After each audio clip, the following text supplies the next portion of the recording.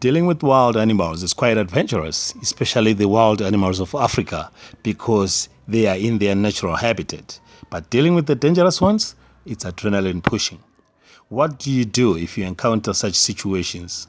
You are faced by a buffalo, you are faced by a lion, by a leopard, by anything dangerous in Africa. How can you handle such situations?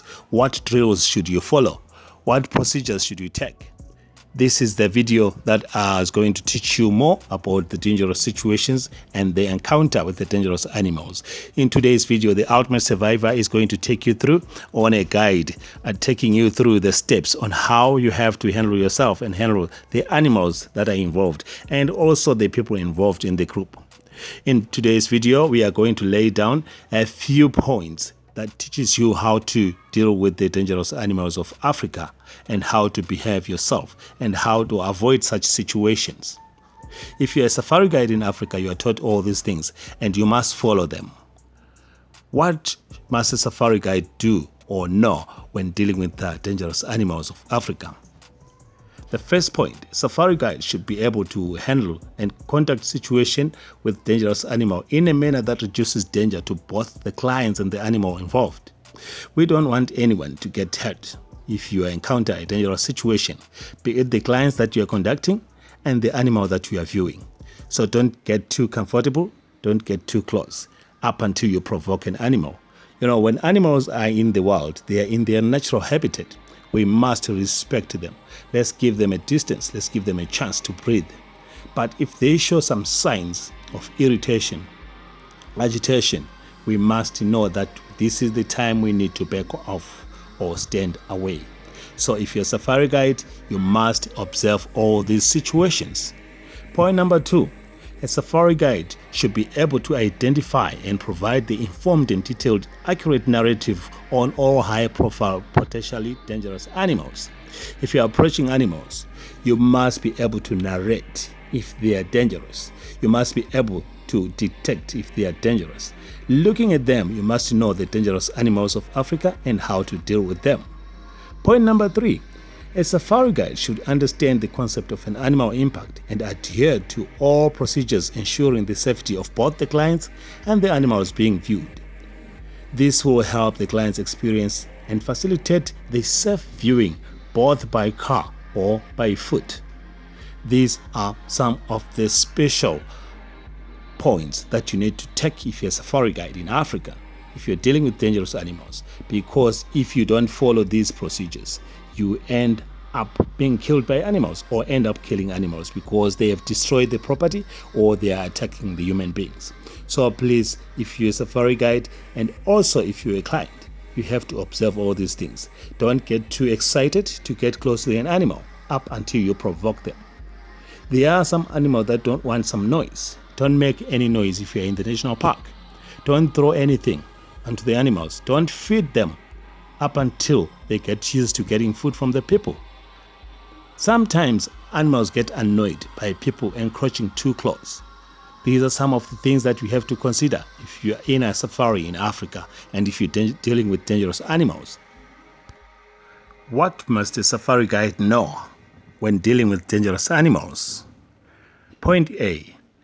A safari guide must have a detailed knowledge of relevant species, including social structures, the habits, the general statistics, as well as the interpretation of the agonistics display and also the threat gestures and the postures of the animals. You know, some animals will have some displays or the postures that they stand on when they are threatened. So when you're approaching such animals or a certain group of animals or a certain species of animals, you must see how they display themselves or how they stand, how they look at you. That simply tells you if an animal is happy, if an animal is comfortable, if an animal is irritated or agitated. The postures and the gestures that the animals will do, the displays, and also sometimes they actually groan or make a sound. That actually tells you that they are not comfortable or they are still comfortable. They are still okay with your presence. Point B. The safari guide must know the immediate action drills and control strategies to be followed when in contact with the dangerous encounter with relevant species. If you happen to be in contact with such an encounter whereby the animals are not happy with your presence, as a safari guide, you must know the drills to follow. You must know what to do. You must know your next move or your next step. This is something that all safari guides are taught in Africa, and this is what we expect all safari guides to follow in Africa. And this is what we expect each and every person who comes to view these animals, to see these animals, must follow. You must be someone who complies with the rules and the regulations that is applied in the national parks, and also follow whatever the safari guide tells you in order for you to live, in order for you to serve the safari guide. There are so many safari guides who have been killed by wild animals because they were trying to serve their guests or their clients. So if you are in a safari, you have to follow all the procedures. You must follow all the drills that you are asked to do by a safari guide. Point C. If you're a safari guide, you must know and have a detailed understanding of the big game anatomy and its relationship to shot placement. What am I trying to say here? Looking at an animal, if you're a safari guide, you must know where the brain is. You must know where the heart is situated. You must know where the spinal cord is situated. This is what we call the shot placement. That's where you shoot to stop an animal. This is what we call the shot placement. Number D, you must know where to shoot and stop the animal immediately. The points that stops the animal, if you're shooting at it, be it the brain, the heart, and the spinal cord, as I said earlier. This is what a safari guide must know when dealing with dangerous animals. Safari guides are allowed to kill an animal if it's causing danger, if it's destroying the property, if it's doing all things that leads to loss of life, endangering the environment, actually causing the uncomfort to the people who actually embark on a journey going on a safari. So this is what a safari guide must know. And point number F, you must know the charge speeds and the brain sizes of the relevant species. If you embark on a safari, if you conduct some clients on a safari, you must know the animals that you are dealing with, especially if you are walking on foot, doing what we call the walking safari. You must know the charge speeds of all the animals that you are dealing with, so that you are situated at the right point, or you must know where to stop or where to stand when you're taking your pictures, because in most cases, most animals will outrun a human being, especially the dangerous animals. Nobody or no human being can outrun a dangerous animal, especially when it's charging. So you must know the charge speeds so that you stand at a very safe distance when you are taking pictures.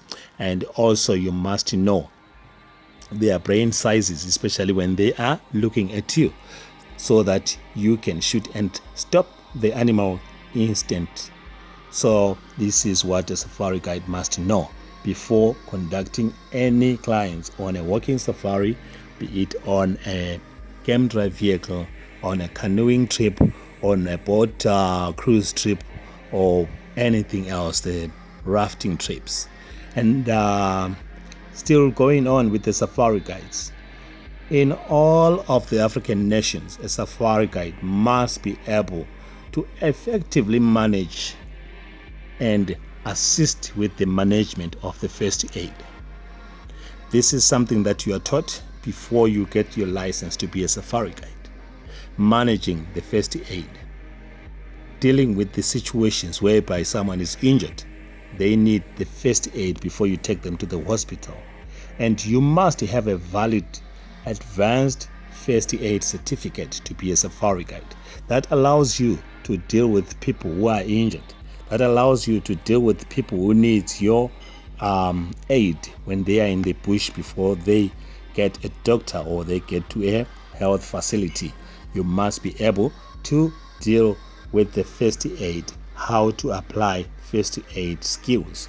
This is what a safari guide must know before embarking on that journey. And for those who come on safari, coming from all over the world, please, if you have with you any first aid kit, be able to use it and be ready to actually use it on anyone in the group that you have. You might never know. Sometimes this dangerous animal will strike your safari guide. You, as a client, you must know how to administer first aid to anyone, and you must know how to help one another. And for those who have the over-the-counter medication, you must be ready to share with the others. I won't say share everything, because we do have some. We have their prescription from their doctors. That medication, you're not allowed to use it on anyone.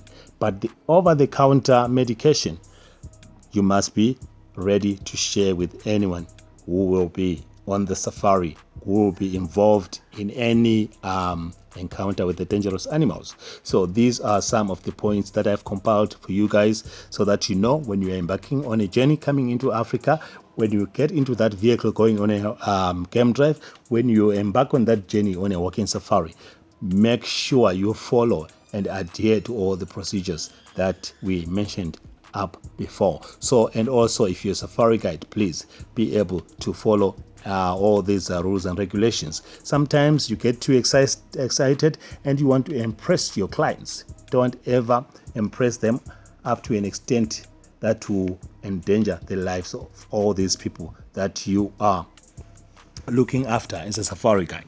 So guys, if this content is valuable to you, please don't forget to give us the thumbs up, the likes, and also don't forget to subscribe to the channel, especially those who haven't subscribed. Subscribe and activate the bell icon so that you get a notification when I upload.